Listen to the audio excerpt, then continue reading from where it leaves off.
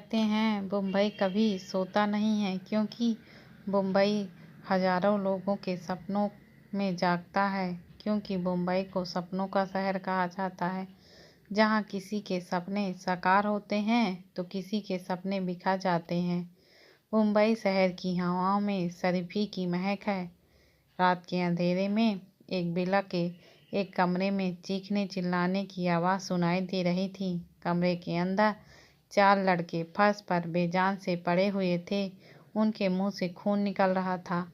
उनके पूरे शरीर के कई हिस्सों में भी खून निकल रहा था। उनकी हालत देखने से ही पता चल रहा था कि उनको किसी ने बुरी तरह से मारा गया है। उस कमरे में उन लड़कों को मारने के लिए 4 बॉडीगार्ड्स अपने हाथ में हॉकी स्टिक और बेल्ट लिए खड़े उन्हें मार रहे थे। उनसे कुछ दूरी पर 3 लोग थे। एक शख्स किसी रियासत के राजा की तरह एक सिंगल सोफे पर अपने एक पैर पर दूसरा पैर चढ़ाकर बैठा था और अपनी उंगलियों से अपने माथे को बार बार पकड़ रहा था, और उसे सीन को देखकर अब वह बोर हो चुका था। उस शख्स के एक साइड उसका भरोसेमंद आदमी और उसका बॉडीगार्ड टाइगर खड़ा था, तो दूसरे तरफ उसका असिस्टेंट और उसका सबसे अच्छा दोस्त मान खड़ा था। तभी मान का फोन रिंग करता है और मान ने अपने सामने चल रहे सीन को कुछ पल रोकते हुए कहा। फिर मान ने फ़ोन कॉल रिसीव कर लिया कि कुछ कहने से पहले ही दूसरी तरफ से किसी ने कुछ कहा। फ़ोन के दूसरी तरफ की बात सुनकर मान के माथे पर बल पड़ गया, तो मानो ने थोड़ा झुककर सोफे पर बैठे शख्स से कहा, सर, बड़े सर ने अभी घर बुलाया है। मान की बात सुनकर वो शख्स सोफे से उठा और कमरे से बाहर जाने लगा। उस शख्स के पीछे ही मान और टाइगर भी जाने लगे, लेकिन फिर उस शख्स ने कमरे के दरवाजे पर रुककर उन बॉडीगार्ड्स को देखा, फिर उन लड़कों को जो लगभग अधमरे हो चुके हैं। फिर उस शख्स ने कहा, हॉस्पिटल में फेंकवा दो इन्हें। ये कहते हुए वह शख्स कमरे से बाहर निकल गया। ये शख्स और कोई नहीं, जो कुछ महीनों पहले अमेरिका से आकर पूरे मुंबई में अपना कब्जा कर लिया था और मुंबई का नंबर 1 बिजनेसमैन और अंडरवर्ल्ड किंग दत्त ओबरॉय था। उम्र 26 साल, देखने में अपने पिता जैसा, लेकिन उसके बिहेवियर उसके दादा राजन ओबरॉय की तरह, जो एक बार किसी को देख ले तो उसके शरीर का हाल बेहाल हो जाता है। गुस्सा तो हर वक्त जैसे नाक पर ही बैठा रहता है। आंखें बड़ी काली गहरी, जैसे उन आंखों में कुछ राज दफन हो। मस्कुलर बॉडी, परफेक्ट जो लाइन, जो उसे किसी मॉडल के जैसा दिखाता था। तच अभी एम्पायर को संभाल रहा था, और जब से तच ने एम्पायर को बैकडोर अपने हाथों में संभाली थी, तब से एम्पायर दिन रात चौगुनी तरक्की कर रहा था। उसका एक कारण यही उसको नींद ना आने की एक बीमारी थी, जिससे नींद नहीं आती थी, जिससे वो कम ही सो पाता था, और इसलिए जब उसे नींद नहीं आती थी तो वह अपने काम को पूरी लगन में लग जाता था। तच जब उन 4 पुलिस ऑफिसरों को मार रहा था, उस वक्त मान को जो कॉल आया था वो तच के दादाजी का था, क्योंकि तच उनका कॉल रिसीव नहीं कर रहा था। जो फ़ोन कर तच को बिला बुला रहे थे। तच अपने बिला से निकलकर ओबरॉय बिला पर जाता है। वैसे तो तच बहुत ही कम ओबरॉय बिला में जाता था, जब बहुत ही ज़रूरी काम होता था। जब तच ओबरॉय बिला पहुंचता तो उसे देखकर सभी चौंक गए। उसकी माँ सीता जी उसके करीब आईं, लेकिन तच सीधे चलकर स्टडी रूम में चला गया, और सीता जी, जिन्होंने अपने हाथ तच के चेहरे को छूने के लिए ऊपर उठाया था, वो हाथ हवा में ही रुक गए। तच के पीछे ही मान और टाइगर भी स्टडी रूम की ओर चले गए। तच जाकर अपने दादाजी के सामने सिंगल सोफे पर बैठ गया।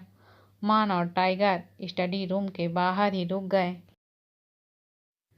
तच के दादाजी राजन ओबरॉय तच को देख भौहें चढ़ाते हुए बोले, अच्छा हुआ तुम आ गए, इससे मिलो, ये है रिया मित्तल, यूके के मिस्टर मित्तल की इकलौती बेटी। मैंने इसे तुम्हारे लिए पसंद किया है, तुम्हें इससे ही शादी करनी है। तच के सामने एक बेहद खूबसूरत लड़की बैठी थी, लेकिन तच ने उसे एक नज़र उठाकर देखा भी नहीं। तच बिना उस लड़की को देखे अपने जगह से उठा और स्टडी रूम से बाहर चला गया। वो लड़की जिसका नाम रिया था, उसने तच को जाते देख दादाजी से कहा, दादाजी, तच ने तो मेरे तरफ एक बार भी नहीं देखा। दादाजी ने कहा, कोई बात नहीं है, उसे शादी तो तुमसे ही करनी पड़ेगी। दादाजी की बात सुन रिया खुश हो गई। जब तच ओबरॉय विला से बाहर जाने लगा तो सीता जी ने तच से कहा, बेटा खाना खाने के लिए तो रुक जाओ। तच ने कहा, उनसे कहिए मेरे मामलों से दूर रहें। तच ने कहा और विला से निकल गया।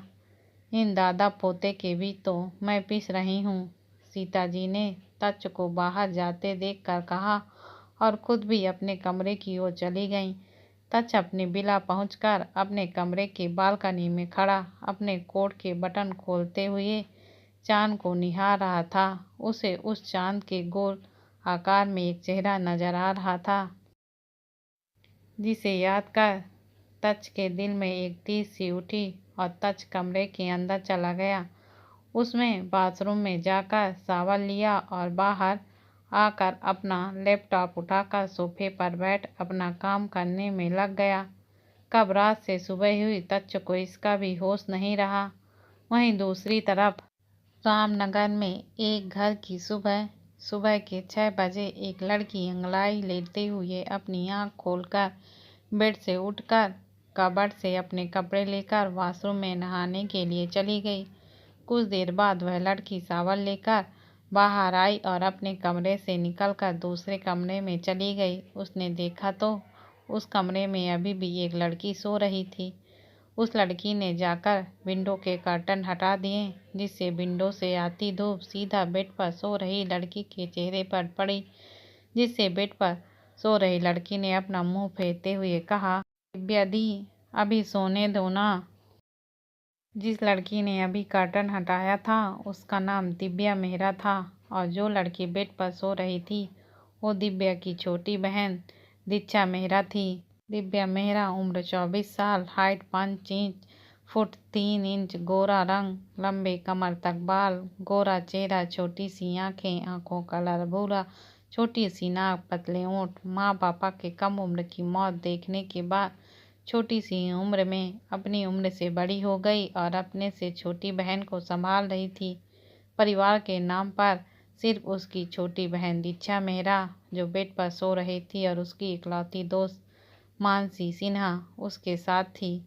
मानसी सिन्हा जो फिलहाल मुंबई में मल्टीनेशनल टेक्सटाइल ओबरॉय एम्पायर में अकाउंट डिपार्टमेंट में काम करती थी, जो दिव्या के बिना कहे उसके मन की बात जान जाती थी। दिव्या ने कर्टन को साइड हटाते हुए दीक्षा से कहा, दीक्षा बेटा उठ जाना, देखना आकाश में पंछी उड़ने लगे हैं। दीक्षा ने अंगड़ाई लेते हुए कहा, हाँ दी, मुझे पता है, एक दिन देखना मैं भी इन्हीं पंछियों की तरह आकाश में उड़ूंगी। दिव्या ने हंसते हुए कहा, हाँ हाँ वह भी देखूंगी, चल अब जा, जल्दी से उठ जा, कॉलेज जाने में लेट हो जाएगा।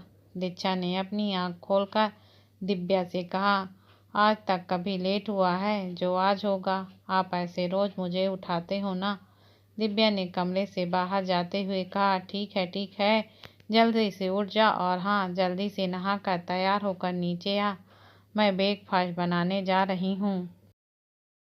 दीक्षा कुछ देर में नहाकर वॉशरूम से निकल आई, जो इस वक्त सिर्फ एक टॉवल में ही वॉशरूम से बाहर आई थी। वह अपना फ़ोन हेडफोन से कनेक्ट कर म्यूजिक लगाकर हेडफोन अपने कान में लगा लिया और डांस करते हुए हेयर ड्रायर से अपने बाल सुखाने लगी। दीक्षा डांस करते हुए अपने कपड़े पहनती है और ड्रेसिंग टेबल से अपनी बैंगल्स उठाकर पहन लेती है, बालों को कॉम्ब करती है और फेस पर सिर्फ मॉइस्चराइजर लगाकर, माथे पर छोटी सी काली बिंदी लगाकर खुद को शीशे में देखते हुए दीक्षा कहती है, वाह दीक्षा, तू बिना मेकअप की इतनी सुंदर लग रही है, जो जब तू मेकअप करेगी तो कितनी सुंदर लगेगी। दीक्षा शीशे में खुद को देख खुद की ही तारीफ कर रही थी कि तभी उसका फोन रिंग करता है, जिसका साउंड सीधे उसके कान में जाता है। दीक्षा हड़बड़ाते हुए अपना फोन देखती है, जिसमें मानसी दीदी लिखा हुआ था। फ्लैश हो रहा था। दीक्षा फोन को घूरते हुए फोन कॉल रिसीव करती है। मानसी के कुछ कहने से पहले ही दीक्षा ने मानसी से कहा, मानसी दी, आप जब भी फोन करते हो ना, मेरे कान बहरा कर देते हो। मानसी ने अपना मुंह बनाते हुए दीक्षा से कहा, तो फिर से सुबह सुबह ही कान में हेडफोन लगाकर बैठी है। दीक्षा ने अपने गले में पहने दुपट्टे को हवा में लहराते हुए कहा, बैठे नहीं, चल रही हूँ और चलकर नीचे दी के पास ही जा रही हूँ। उन्हें फ़ोन दे दूंगी तो आप बात कर लेना, क्योंकि मुझे पता है कि आपको मुझसे नहीं दी से ही काम है। दीक्षा ने बिना रुके एक ही सांस में सब बोल दिया। मानसी ने दीक्षा की एक ही सांस में बोलने के कारण अपने कान से फ़ोन को दूर करते हुए, रुक जा मेरी माँ, थोड़ा सांस तो ले ले। हाँ, मैं कब से दीक्षा को कॉल कर रही हूँ, लेकिन वो है कि मेरा कॉल रिसीव ही नहीं कर रही है। मानसी की बात करते हुए दीक्षा किचन में आ गई और दिव्या को पीछे से हककर उसके कान में फ़ोन लगा दिया, जिससे मानसी की आवाज़ आ रही थी, जो दीक्षा से कुछ बात कर रही थी। दिव्या ने मानसी से कहा, बस कर मेरी माँ, कितना बोलेगी, और तू जिससे ये सब बातें समझा रही है वो सुन भी नहीं रही है। मानसी ने अपना मुंह बनाते हुए कहा, ओ कभी मेरी बात नहीं सुनती।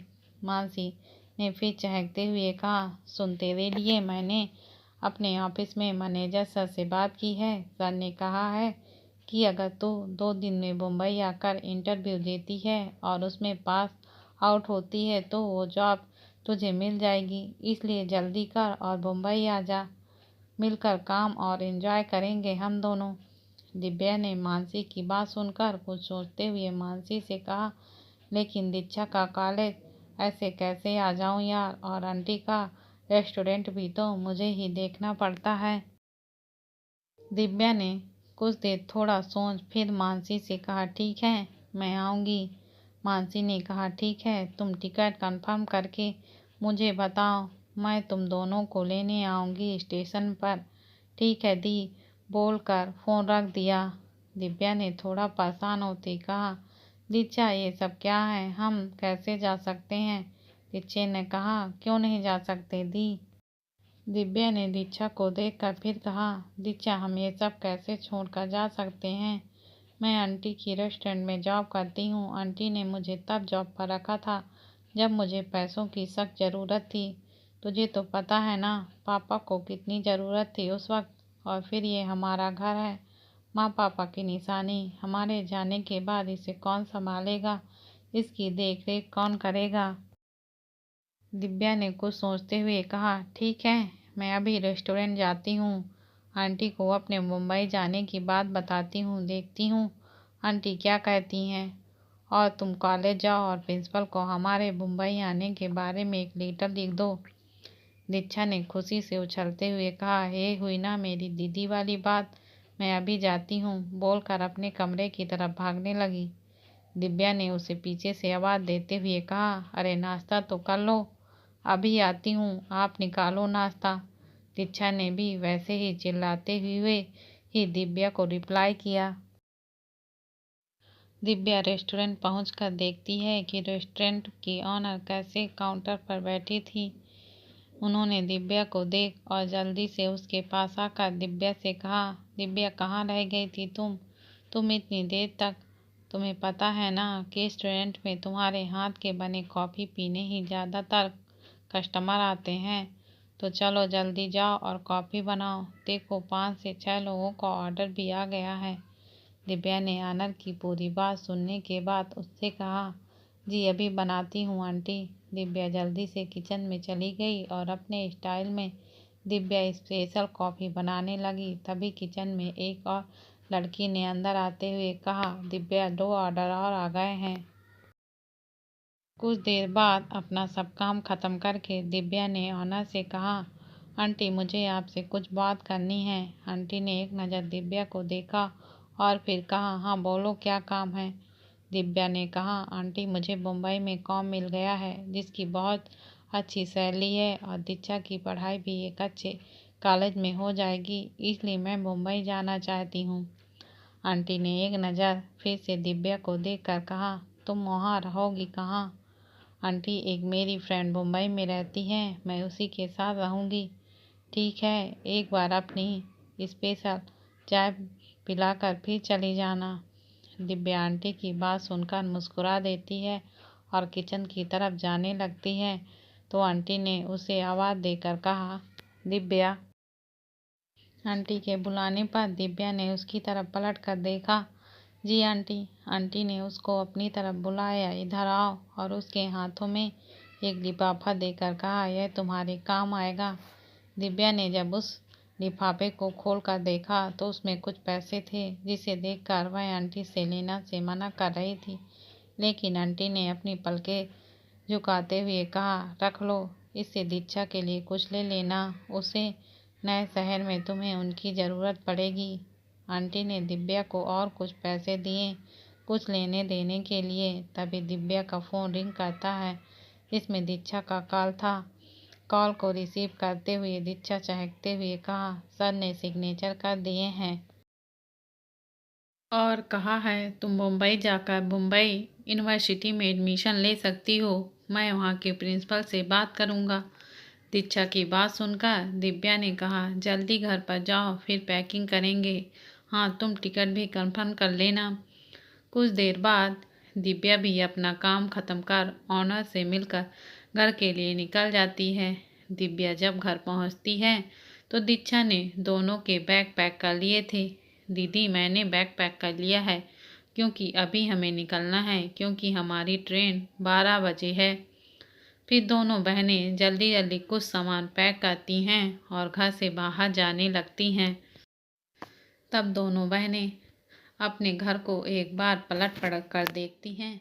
इस घर पर उनकी बहुत सी यादें जुड़ी हुई थीं और उनके आंखों से आंसू भी निकलने लगे थे। फिर उसने अपने घर की चाबी पड़ोसियों को देकर कहा कि किसी किराएदार को दे देना, और टैक्सी में सामान रख रेलवे स्टेशन की तरफ बढ़ जाती हैं।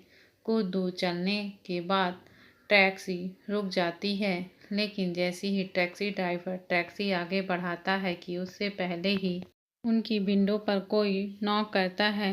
दिव्या ने दीक्षा को देखते हुए कहा, कौन है? दीक्षा ने कहा, पहले देखो तो। दिव्या विंडो नीचे करती है तो एक लड़का विंडो पर खड़ा था, जो दिव्या को देखकर कहीं खो सा गया था।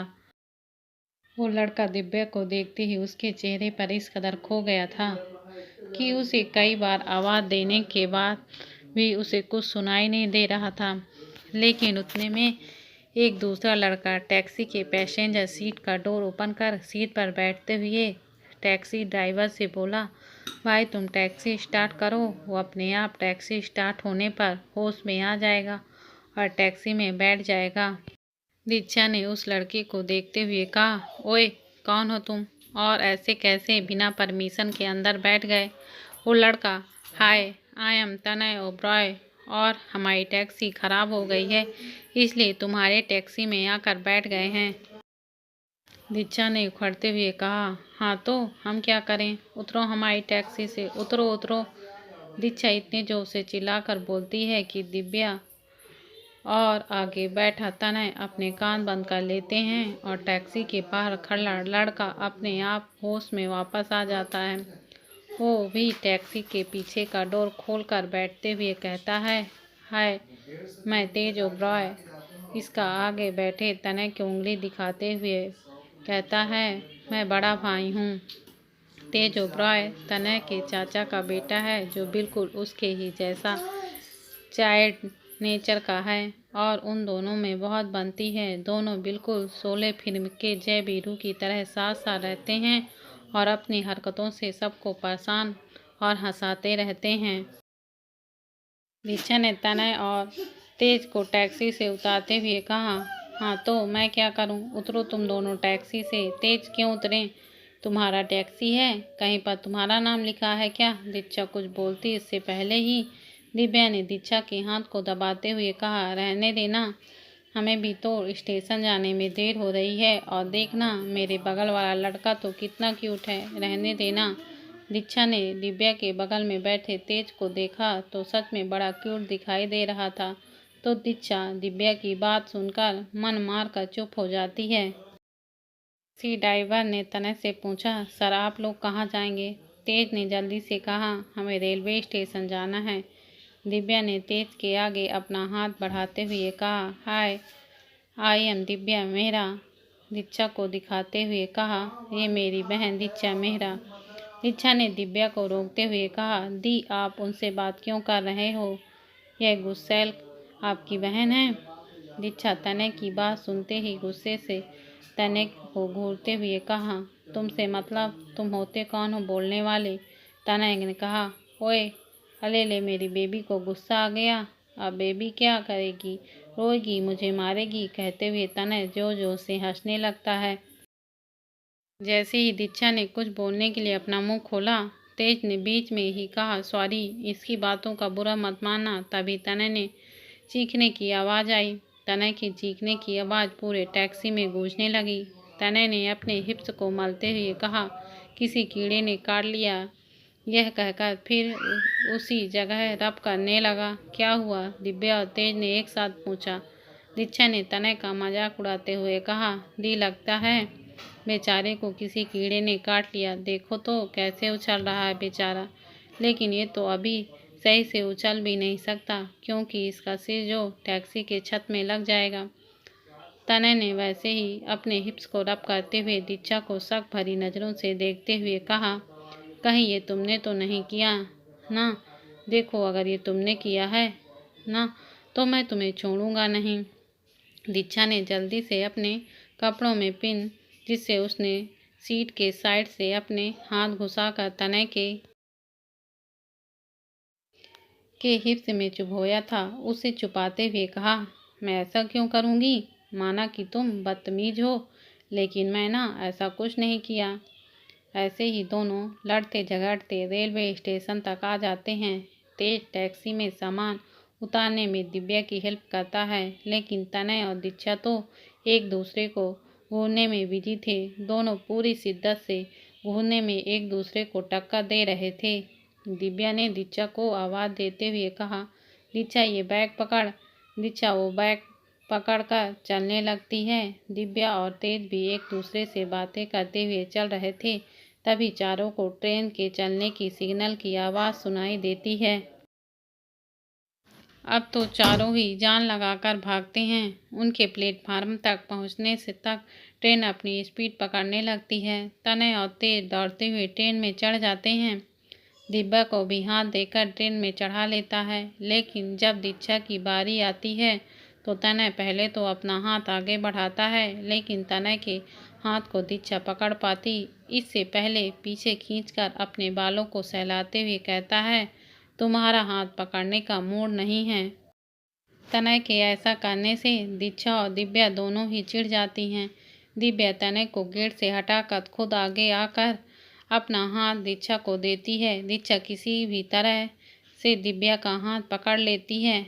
तेज दिव्या के साथ मिलकर दीक्षा को अंदर खींच लेता है, लेकिन दीक्षा खींचे जाने से सीधा जाकर तनय के ऊपर गिर जाती है और तनय दीक्षा के ऐसे उसके ऊपर गिरने से खुद को संभाल नहीं पाता और दीक्षा को लेकर ही नीचे ट्रेन के फर्श पर गिर जाता है।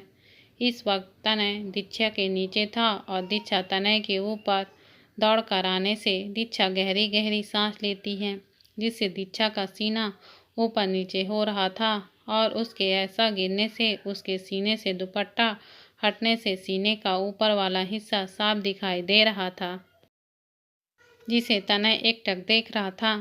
दीक्षा के सिर्फ सीने का ऊपर का हिस्सा देखकर ही तनय का गला सूखने लगता है। दीक्षा लंबी लंबी सांसें लेते हुए तनय के सीने से अपना सर रख लेती है और तनय का हाथ भी अपने आप दीक्षा के कमर पर आ जाता है। दीक्षा को जैसे समझ आता कि अभी वो तनय के ऊपर है तो वो एक झटक के से तनय के ऊपर से उठने लगती है, लेकिन तनय का हाथ जो दीक्षा के कमर को पकड़े हुए था, इस वजह से दीक्षा फिर से तनय के ऊपर गिर जाती है। दिव्या जल्दी से आकर दीक्षा को उठाने में मदद करती है और तेज तनय को दीक्षा ने तनय को घूरते हुए कहा, सॉरी बोलो। तनय ने भी सेम लुक के साथ कहा, किस बात की सॉरी? चलो दी, बोलकर दीक्षा अपना सामान लेकर आगे के कंपार्टमेंट में सीट खोजने चली जाती है। तनय ने दीक्षा के जाने के बाद अपने बालों में उंगलियां फेरते हुए कहा, मिस ड्रामा क्वीन, अब तुम खुद मुझसे अपने मुंह लगाओगी। ये कहते हुए तनय अपनी 2 उंगलियों को होठों से लगाता है और दीक्षा जिस तरफ गई थी उस तरफ घुमा देता है। दोनों अपने सेट सीट पर बैठने के बाद आराम से सो जाती हैं। सुबह के वक्त दीक्षा और दिव्या मुंबई स्टेशन पहुंच गए थे और मानसी का वेट कर रहे थे। दीक्षा ने इधर उधर मानसी को ढूंढते हुए दिव्या से कहा, दी, ये मानसी दी तो कहीं नजर नहीं आ रही हैं। तभी उनके सामने एक टैक्सी आकर रुकी। दिव्या और दीक्षा ने देखा तो उस टैक्सी में तनय और तेजस बैठे हुए थे। तभी दीक्षा ने देखा सामने से मानसी उनकी तरफ दौड़ते हुए आ रही थी। मानसी दौड़कर आकर दिव्या और दीक्षा के गले लग गई। दिव्या ने मानसी से कहा, कहाँ थी तू? कब से तेरा वेट कर रहे हैं। मानसी ने उनसे अलग होते हुए कहा, अरे यार, मुंबई की ट्रैफिक से जल्दी निकल पाना बहुत मुश्किल होता है। फिर मानसी ने उनका सामान उठाते हुए कहा, अब घर चल या फिर यहीं सब बातें कर लेना। हाँ हाँ दी, जल्दी घर चलो, मैं बहुत थक गई हूँ। मैं तो घर जाकर सीधे सोने वाली हूँ। दीक्षा ने भी सामान उठाते हुए कहा और आगे आगे चलने लगी। मानसी ने कहा, कोई सोना वोना नहीं है, आज हम तीनों मिलकर एंजॉय करेंगे और आज मैं तुम दोनों को दिखाऊंगी कि मुंबई की रातें कैसी होती हैं। दिव्या ने मानसी को देखते हुए उससे पूछा, क्या मतलब है तेरा? मानसी ने कहा, मेरा मतलब बस इतना सा है कि कल से तू अपनी जॉब ज्वाइन कर लेगी और दीक्षा कॉलेज, तो हमारी पार्टी फिर होने से रही, तो इसलिए हम आज रात खूब इंजॉय करने वाले हैं। मानसी हाथ दिखाकर टैक्सी रोकती है। फिर तीनों टैक्सी में सामान रख मानसी जो एक फ्लैट पर रहती थी वो टैक्सी ड्राइवर को एड्रेस देती है और अपने फ्लैट जाने के लिए निकल जाती है। फ्लैट पहुंचने पर दिव्या ने मानसी का फ्लैट देखकर मानसी से कहा, वाह यार मानसी, तुम्हारा फ्लैट तो बहुत खूबसूरत है। हाँ दी, आपका फ्लैट बहुत खूबसूरत है, ये दीक्षा ने कहा था। मेरा नहीं, फ्लैट के ऑनर का बोलो, रेंट पर रहती हूँ यार, लेकिन फ्लैट का ऑनर ना बड़ा खड़ूस है। मानसी ने अपना मुंह टेढ़ा करते हुए कहा। दिव्या ने कहा, वो क्यों?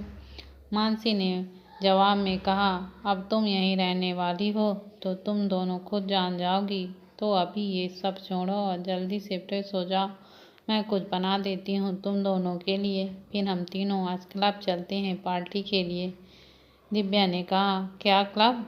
मानसी ने कहा, हाँ क्लब, क्यों, क्या हुआ? दिव्या ने कहा, ओ मनु, हम दिव्या दीक्षा की तरफ देखती तो कबर्ड पर अपने कपड़े सिल कर रही थी। हम कभी क्लब नहीं गए हैं ना, मुझे तो पता है यार, दिव्या ने कहा तो मानसी दिव्या की तरफ देखने लगी। मानसी ने कहा, हाँ तो अब चलो, मज़ा आएगा। दिव्या जैसे ही कुछ मुंह खोलती है बोलने के लिए कि दीक्षा ने दिव्या के पास आते हुए कहा, दीदी आपको यहीं रहना है और आपको यहीं जॉब करना है तो क्यों ना यहाँ के लाइफ स्टाइल को जाने। चलो ना दी, चलते हैं। फिर मनु दी तो है ना हमारे साथ, तो आप क्यों डर रहे हो, हम तीनों मिलकर मस्ती करेंगे। दीक्षा ने एक्साइटमेंट में कहा, चलो ना दी।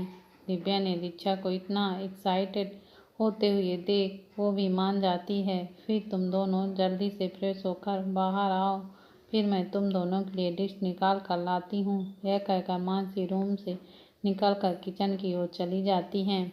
मानसी जल्दी से नाश्ता बनाकर रूम में लेकर आती है। तीनों मिलकर नाश्ता करते हैं। फिर मानसी दोनों के लिए क्लब जाने के लिए ड्रेस लेकर आती है, क्योंकि मानसी को पता था कि दोनों के पास क्लब जाने लायक ड्रेस नहीं होगी। मानसी जो ड्रेस दोनों के लिए लेकर आई थी उसमें से दिव्या ने एक ड्रेस को उठाकर देखते हुए कहा, ये तू किसी बच्चे के कपड़े लेकर क्यों आई है? मानसी ने दिव्या को घूर कर देखते हुए कहा, ये किसी बच्चे की ड्रेस नहीं है, तुम दोनों के लिए है। हम क्लब जा रहे हैं, मंदिर नहीं जो तुम सलवार सूट पहन कर जाओगी, इसलिए चुपचाप जा कर इसे चेंज करो। दिव्या मुंह बनाते हुए ड्रेस लेकर बाथरूम में चली गई। दिव्या ने ड्रेस को नीचे खींचते हुए कहा, कोई और ड्रेस नहीं है क्या? ये कितनी छोटी है। दीक्षा ने कहा, दीदी आप बहुत अच्छे लग रहे हो, प्लीज़ यही ड्रेस पहनकर चलो ना।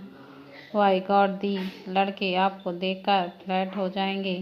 दिव्या दीक्षा की बातें सुनकर छोटा सा स्माइल देती है और मिरर के सामने जाकर रेडी होने लगती है। दीक्षा भी जाकर अपने ड्रेस चेंज करती है। दीक्षा ने थाई तक आने वाली एक शॉर्ट फ्रॉक पहना था और मानसी ने black one piece dress carry किया था। तीनों रेडी होकर क्लब जाने के लिए निकलते हैं। क्लब पहुंचने पर जब दिव्या क्लब में और लड़कियों को उससे भी छोटे ड्रेस पहने देखती है तो थोड़ा नॉर्मल हो जाती है। दीक्षा और मानसी तो डांस फ्लोर पर जाकर डांस करने लगे थे और दिव्या जाकर साइड में एक टेबल पर बैठ जाती है। वहीं जब से वो तीनों क्लब में आई थी तब से वहां मौजूद लड़के उन तीनों को घूर रहे थे, खास करके दिव्या को घूर रहे थे, उसे लास्ट भरे नज़रों से देख रहे थे। एक लड़का वेटर को आवाज़ देकर अपने पास बुलाता है और उसके हाथ में कुछ पैसे और एक पाउच का छोटा सा पैकेट देकर उसे दिव्या को दिखाकर फिर कहा, उस लड़की को देना है और उस पर नज़र रखना है।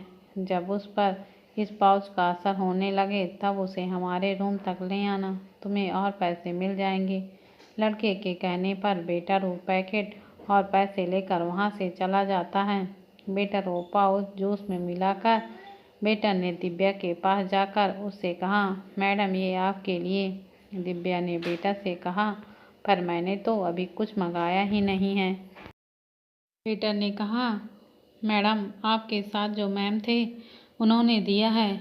दिव्या दीक्षा और मानसी की तरफ देखती है तो वो दोनों भी दिव्या की तरफ ही देख रहे थे तो दिव्या वो जूस लेकर पी लेती है। दिव्या के जूस पीने के बाद वेटर वहाँ से जाते हुए लड़कों को थम्स अप दिखाता है। थोड़ी ही देर में दिव्या को अपना सर भारी सा फील होने लगता है। दिव्या को ऐसा लग रहा था जैसे हजारों चींटियां एक साथ उसे काट रही हों। उसी क्लब के एक रूम में तक्ष किसी राजा की तरह बैठा था, उसके सामने बैठे दूसरे शख्स को घूर रहा था। सामने बैठे शख्स ने न कहा, मैं कोई मामूली ऑफिसर नहीं हूँ जो तुम मुझे यूं मार दोगे। मैं सीबीआई का अंडर कवर ऑफिसर अनिल हूँ। मुझे जिस दिन तुम्हारे खिलाफ कोई सबूत मिल गया ना तो मैं तुम्हारे इस काले साम्राज्य को मिटा कर रख दूंगा। अनिल तक्ष से कहकर उस कमरे से निकल कर जाने लगा। तभी तक्ष ने अपनी सर्द आवाज़ में कहा, मैं एक डेविल हूँ और मुझे मिटाना इतना आसान नहीं। तक्ष फिर एक डेविल की तरह जोर से हंसने लगा। अनिल ने कहा, मुझे पता है तुम क्या हो और मैं ये भी जानता हूँ कि तुम ऐसे क्यों हो। फिर अनिल ने तक्ष की तरफ अपना फेस कर अपने हाथ आगे बढ़ाकर उससे कहा, तक्ष तूने जहाँ मेरा हाथ छोड़ा था मैं आज भी वहीं खड़ा तेरा इंतजार कर रहा हूँ। वापस आ जा मेरे पास, क्योंकि तू जो कर रहा है उसे ये सब बिल्कुल पसंद नहीं है। तक्ष ने अनिल के बढ़ाए हुए हाथ को थामने के लिए 2 कदम आगे बढ़ाया, फिर अपना हाथ पीछे खींचते हुए कहा, तक्ष अब उस मोड़ पर वापस नहीं लौट सकता, तू भी अब मेरे लौटने की उम्मीद छोड़ दे। अनिल ने कहा, हाँ अब तू क्यों लौटेगा मेरे पास, बोलकर अनिल डोर की तरफ बढ़ जाता है। फिर रुककर अनिल से ने पूछा, तुझे वो मिली? तक्ष ने जवाब दिया, अभी नहीं, ढूंढ रहा हूँ। अनिल ने कहा, मिल जाए तो उसके लिए ये काम छोड़ देना, क्योंकि उसे इस काम से सख्त नफरत है। यह कहकर अनिल उस रूम से बाहर निकल गया। इधर दिव्या को अब अपना बदन जलता हुआ सा महसूस होता है और अब उसे हल्का हल्का नशा भी होने लगता है। दिव्या सामने से आ रहे एक बेटा से वॉशरूम का पता पूछती है तो वो बेटा दिव्या को ऊपर से नीचे तक पहले देखता है, फिर उसे वॉशरूम के बारे में बताते हुए कहा, आप यहाँ से सीधे जाकर राइट मुड़ जाइएगा, सामने ही वॉशरूम का बोर्ड लगा हुआ होगा। दिव्या उस बेटर को थैंक यू बोलकर आगे बढ़ जाती है। दिव्या के जाते ही वो बेटर किसी को कॉल कर बोला, लड़की आ रही है, मेरा कमीशन रेडी रखना, बोलकर कॉल कट कर वहाँ से हंसते हुए चला जाता है। दिव्या नशे में होने के कारण राइट की जगह लेफ्ट में ले लेती है और सीढ़ियों से ऊपर फर्स्ट फ्लोर में आ जाती है। लेकिन फर्स्ट फ्लोर पर उसे कोई भी वॉशरूम नहीं मिलता तो वो वापस जाने के लिए मुड़ने लगती है। तभी उसकी नज़र एक कमरे में की तरफ चली जाती है जो वहाँ कॉर्नर पर बना हुआ था। दिव्या उसे ही वॉशरूम समझकर उस कमरे में जाकर घुस जाती है। दिव्या जैसे ही उस रूम में घुसती है तो उस रूम को देखकर उसकी आंखें धुंधलापन आ जाता है, क्योंकि वह एक लग्जरियस कमरा था। दिव्या चारों तरफ घूर कर कमरे को देखती है। दिव्या ने खुद से कहा, ये तो वॉशरूम नहीं है, ये तो किसी का कमरा है, बोलकर दिव्या कमरे से बाहर जाने लगती है। लेकिन तभी उसे वॉशरूम से पानी गिरने की आवाज़ सुनाई देती है। इधर वॉशरूम में शावर ले रहा तच, जिसकी अचानक से ही दिल की धड़कन तेज हो गई थी। तच ने अपने दिल पर हाथ रख खुद से कहा, आज ये इतने जोरों से क्यों धड़क रहा है? ये ऐसे तो सिर्फ मेरी जूहू के आसपास होने पर ही धड़कता था, पर आज क्यों? क्या मेरी जूहू मेरे आसपास ही है? लेकिन ये कैसे हो सकता है? वो तो तच अपने सीने पर दिल वाली जगह पर रब करने लगता है। दिव्या उस तरफ देखती है तो उसे वॉशरूम का बंद दरवाज़ा दिखाई देता है। दिव्या को लगता है कि वो दरवाज़ा कमरे का दूसरा दरवाज़ा है और बाहर बारिश हो रही है। दिव्या ने खुद से कहा, बाहर बारिश हो रही है, मुझे भीगना है, मुझे भीगना है, मेरा बदन जल रहा है। बोलते हुए दिव्या वॉशरूम का दरवाज़ा खोलकर अंदर घुस जाती है, क्योंकि तच ने वॉशरूम का डोर भी लॉक नहीं किया था, कि इस साइड किसी को भी आना मना था।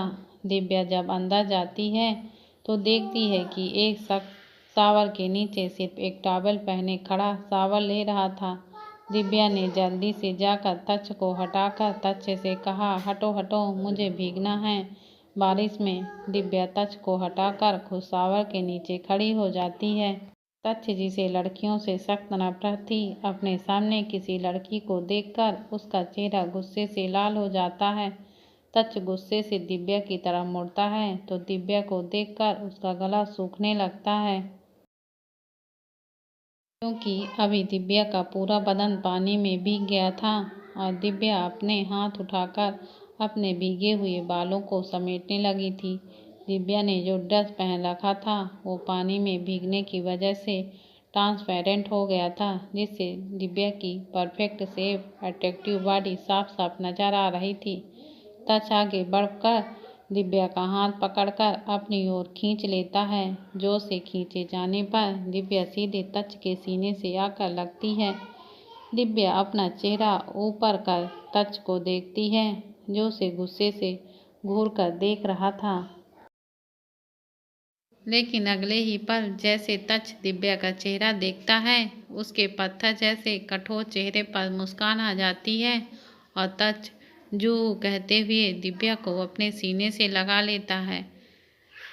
तच के दिव्या को अपने गले से लगाने पर दिव्या को अपने बदन में ठंडक सा महसूस होता है, जैसे दिव्या इसी ठंडक का इंतजार कर रही थी। दिव्या तच को देखने के लिए उससे अलग होती है, जो तच को बिल्कुल भी पसंद नहीं आता। तच फिर से दिव्या के कमर में हाथ डालकर उसे अपने और करीब करते हुए उसके होठों पर अपने होठ रखकर उसे किस करने लगता है। दिव्या के होठों को पैशनेटली किस करने लगता है, जैसे उसे मीठी चीज और कोई हो ही नहीं सकती थी। तच दिव्या को किस करते हुए उसके बदन से उसके ड्रेस को अलग कर नीचे गिरा देता है। तज तो पहले से ही टॉवेल में था। तज के बदन में दिव्या को सिर्फ एक इनर वियर में देखकर आग जलने लगती है। दिव्या को किस करते हुए अपने गोद में उठाकर कमरे में लेकर चला जाता है।